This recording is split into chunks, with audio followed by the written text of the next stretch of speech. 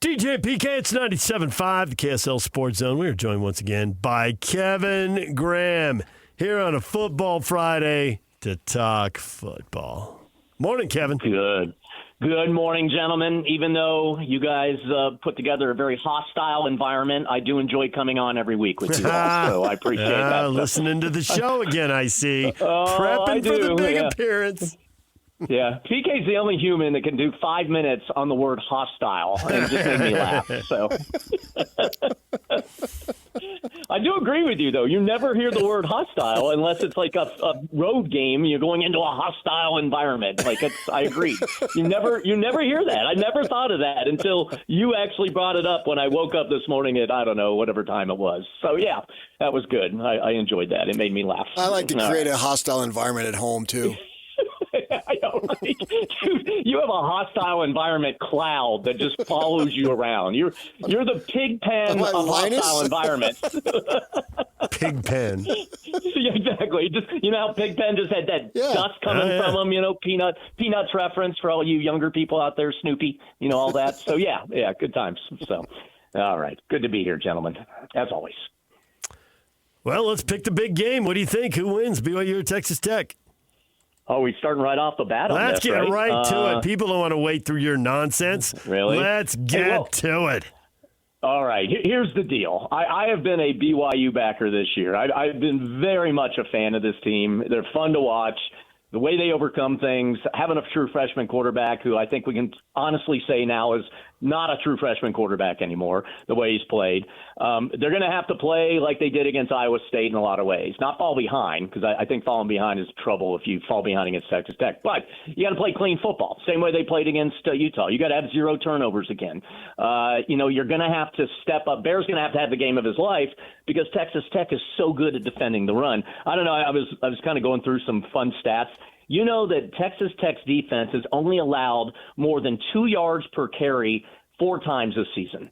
They've only allowed one team to go average 3.5 yards per carry this season. What does the BYU do? And I read this stat, which made me laugh in a way. BYU runs the football 57.23% of the time.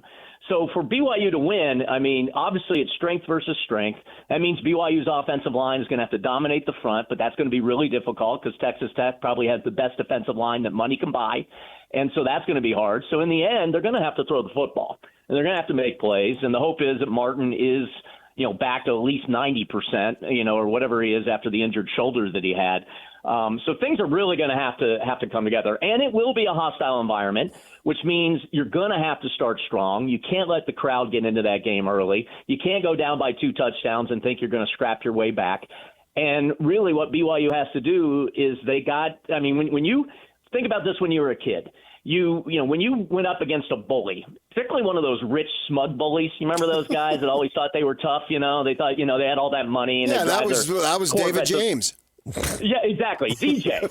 He'd walk around strutting around and he'd pick on like me, the little runt, the little runt that I was, And then how do you beat a bully? You punch them in the mouth and they usually cower. Now, what I did, I'd always run away, and then that never worked. But I'm saying for BYU, they got to punch in the mouth, and they got to make it happen. But here's the reality, and I hate to bring this up, but I went through almost a century basically, since 2000s or whatever. The problem with BYU is whenever they're undefeated or whenever they're hyped up for a big game, what happens? They fall. They let you down. Last year, 9-0. They lose to Kansas and then Arizona State. Yeah, I don't 2021. buy that. No, I don't buy that. 2021. No, yes, you do. 2021. They're 5-0. They lose to Boise State and Baylor. 2020. They start the year 9-0 and they lose to Coastal Carolina. 2009. They start 6-1 and they got blown out by TCU.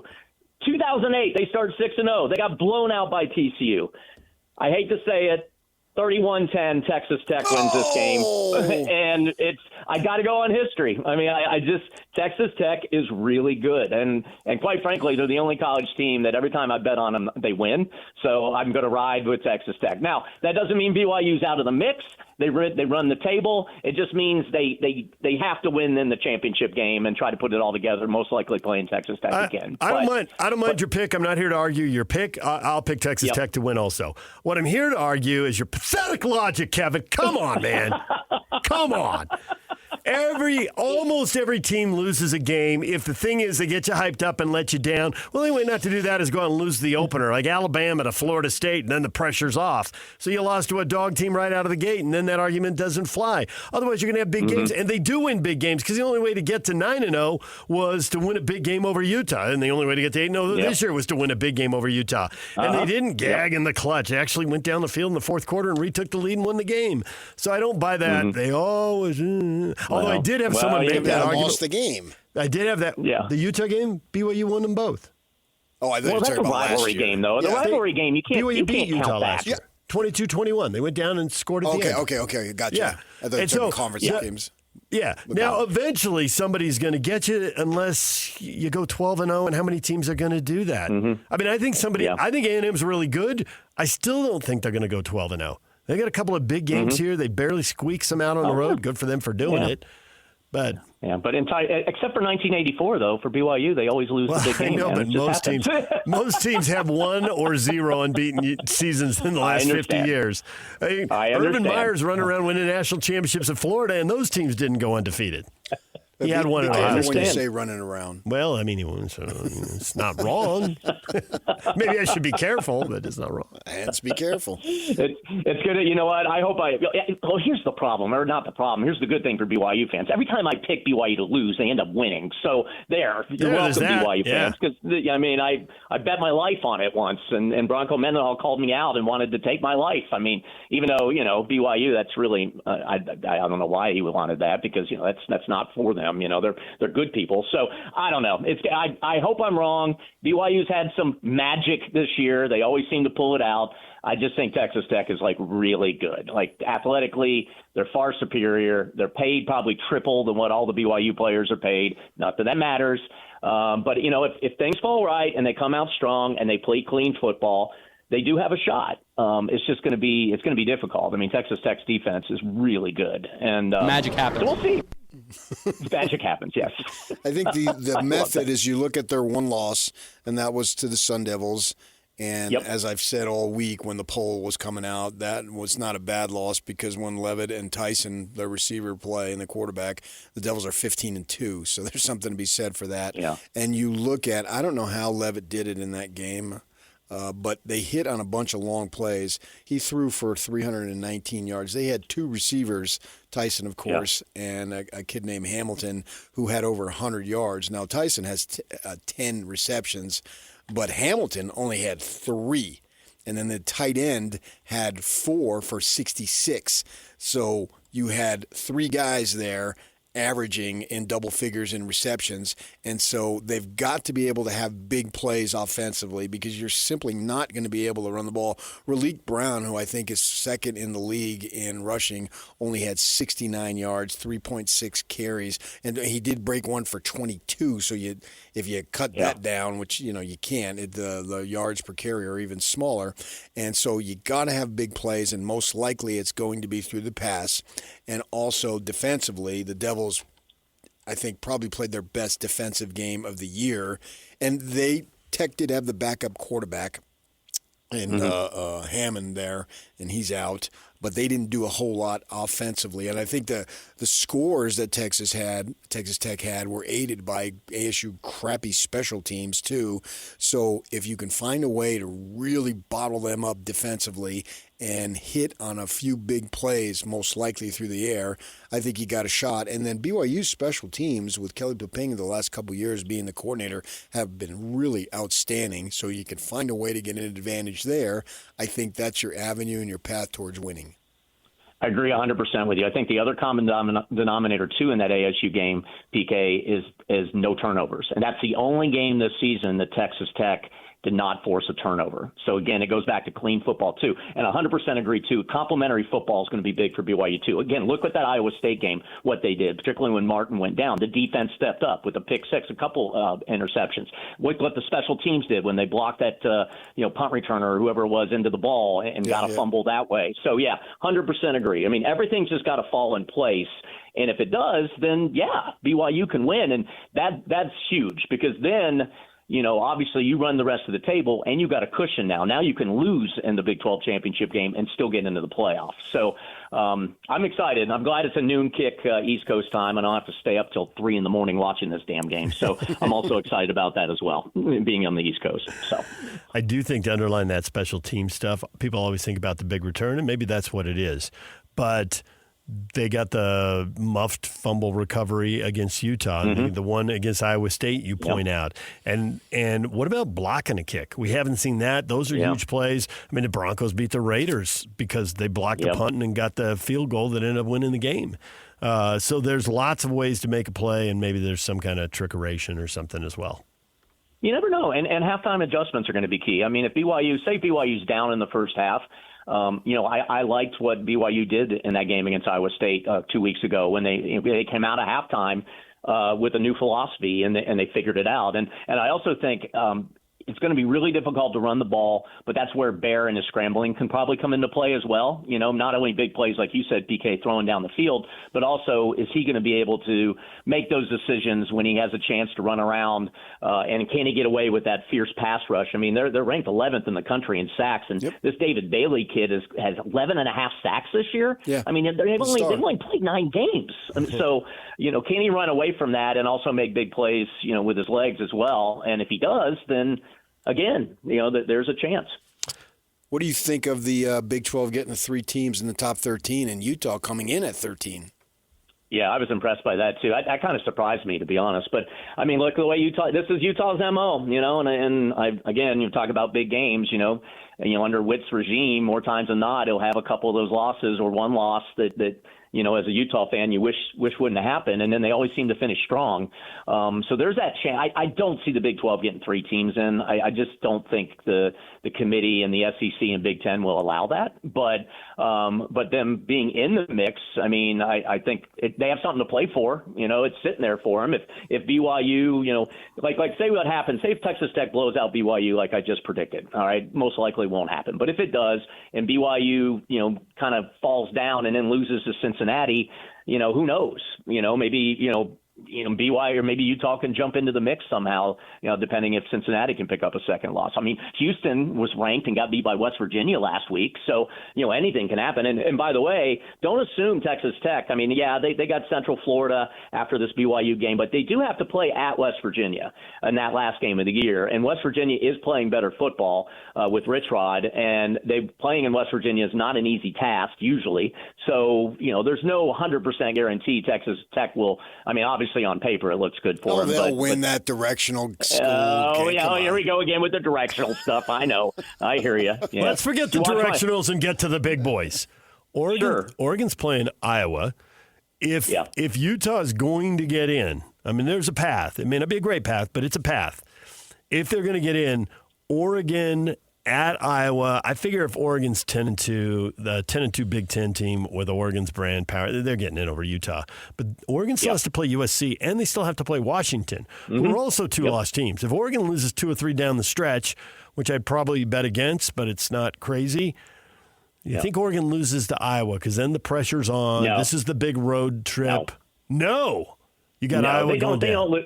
They don't lose to Iowa. Iowa never wins the big games. I mean, they just don't. Their offense, they score like 4 points a game, even though if that's possible. So, 2 safeties a game is what they average. So, no, I don't see them beating. I don't see Iowa beating Oregon. Now, could Oregon lose to, like you said, USC? That could be a possibility with the athletes USC has and the offense that they have. Washington could be a possibility as well. I don't see Iowa though. Iowa just. I don't know. And of course, I'll be wrong about this, too. But I just think, and traditionally in the Big Ten, Iowa just never wins that big game because they just never have enough firepower offensively to pull it off. They had Indiana on the hook, and to your point, they let them off the hook in the last 2 minutes. And they only scored 15 points. They didn't have the offensive firepower. So Exactly. This would be Iowa's, why I don't think hands down, this would be Iowa's biggest win if they're able to get it. Yeah, biggest win in years. Iowa doesn't have the firepower. What are you talking about, man? Didn't Chuck Long play there? Former Lions great quarterback. Yeah. Just went back 40 years. That was awesome. I know, right? I know. It was so hip and cool. Back in the 1900s. We talked about Pigpen and Snoopy, and now we're talking about Chuck Long. Yeah, I know. Did he win the Heisman or something? Wasn't he good? I think he was. Yeah, I think he did. Yeah, I know. Back in the day when. Stop. Yeah, I think so. Chuck Long. That's all I got for you. Those are the days when like quarterbacks can have like guts, kind of like the Patrick Mahomes body, like kind of dad bods. Remember those days? Yeah. So yeah, Chuck Long, Scott Mitchell. Oh, sorry, but guys like that. Another great Lions quarterback who I know is there in Utah. So good times. Other fat quarterbacks, Billy Kilmer. Billy Kilmer, who literally had a gut. He did. And he was in better shape than Sonny Jorgensen. Greg Ostertag thought Billy Kilmer was out of shape. I'm going to Google fat quarterbacks right now. Who was the Wasn't there a guy in Louisville or Kentucky? What was his name? Oh, yeah. That guy was huge. It was Remember, he was Jared like 300 somebody. pounds. He was like 6. Jared, Lorenzen? He played for the Giants. Lorenzen, yes. I think he might have passed away, actually. I think he was so – sorry, I think I was before Ozempic. But, yeah, I mean, Jared Lorenzen? Oh, yeah. It's like – anyways. All right. Did he pass away? He did. Died at the age of 38, right before the pandemic, 2019. Man, that wow. sucks. Oh, that's sad. Well, I mean, I can't say I'm shocked, but, sad nonetheless. And then you giggle. Kevin, you really are something. Dude, I've had a lot of death surrounding me lately. You have. Yeah. You have. I know. So it's like. Yeah, I know. Sometimes you laugh so you don't cry. I get it. Yeah, 100% true on that, my friend. Yeah, 100% true on that. There you go. All right, cool. Anything else we need to tackle today? Fat kickers. Go, Mark Mosley. No, we'll leave the NFL alone for today unless you got some lock in one of these big games. There's 3 or 4 pretty good matchups. That Denver-Vegas game was so terrible last night. Thursday night games. I hate the Broncos. Thursday night games often suck, and you take a team whose offense is a little clunky anyway in the Broncos, and their defense is really good. Nobody thought the Raiders are going to light it, so that's what you get. Yeah, and I appreciate you not bringing up my Jets because it's so great that everybody's talking about the Jets. How great deal, they get 2 first-rounders next draft and 3 after that, and I'm like, we're going to screw them all up because we always do. How about this, Jets? When you actually draft a good player like a Sauce Gardner or a Quinnen Williams, why don't you keep them? All right, why don't you develop? Not screw up everything like they always do. I'm on the verge of jumping off the Jets. I'm so close right now. Anyways. Wait a second. Now this is it. This is the one, huh? It's a million straws on the camel's back, but this is the one. This is the one. I almost bought a Sauce Gardner jersey because I'm like, hey, they just signed him. I mean, again, as a 56-year-old, I shouldn't be buying jerseys, but I almost did because I love the number 1. Sauce Gardner, and thank God I didn't because he's gone. They traded him away. I mean, that's what we do. On those rare occasions we get like a great player, we then screw him up like we did with Darnold, or we just trade him away so we can draft other players that most likely will suck. So, yeah, it's good times. Why can't you buy a jersey at 56? You can buy it anytime you want. I know. Some people, though, think like at a certain age you shouldn't wear a jersey, but I'm with you. I agree. I want it, I mean, why not? Yeah. I was in Toronto I got to this name summer, a jersey. and I was going to buy a Dalton Varsho jersey, and I'm regretting that I didn't. Oh, man. Because it was like $20. I know. I should have. Really? Yeah. 20? Yeah. That's a huge steal. I know. Yeah, I know. Why didn't you do that? That's the reason I wouldn't buy them. It's usually $120 if you get a deal on them. I mean, they're marked up so high. I know. What do you mean that's the reason you don't buy them? Like you don't have the money. Get out of town. I'm not paying $150 for a jersey. Well, you just raised it 30 right there. You went 120 to 130. I have 150. I have 3 football jerseys, and I was gifted all of them. And the Chargers didn't move any of them. They just moved the whole team. So pick your kids are lucky because they're gonna when you die they're gonna have a lot of money. I know. Every Jets jersey I have is. Any current Jets jersey, except for Namath, every Jets jersey I have, the player's either been traded or, got cut or just So no, I'm not buying anymore. You got a Namath jersey? I do have a Namath jersey, but it's illegal. Like back in the day when China, I don't know if you guys know, I was living in Phoenix and working in Phoenix, and somebody had a connection of this Chinese company where you can get like authentic jerseys for like $15. So so they're not authentic. So it's not authentic. And by the way, I think I got like mustard and ketchup on it, so it's like all stained and everything. It's like one of those authentic white Jet jerseys, So yeah, but that's that's a true the only Jets fan then. I know, right? Exactly. We're not very sanitary, I'll tell you that much. Who never thought? All right, guys. All right. Love you guys. You have a wonderful weekend. Go BYU, although 31-10 Texas Tech. Lock it in. All right, there it is. Kevin Graham with the reverse jinx. Thank him later, BYU fans. Thank him later. The power of the reverse jinx. Coming up next, everything you missed in this show, we'll get to it next. Stay with us. A lot of college football, a little bit of hoops, a little bit of NFL. Stay with us.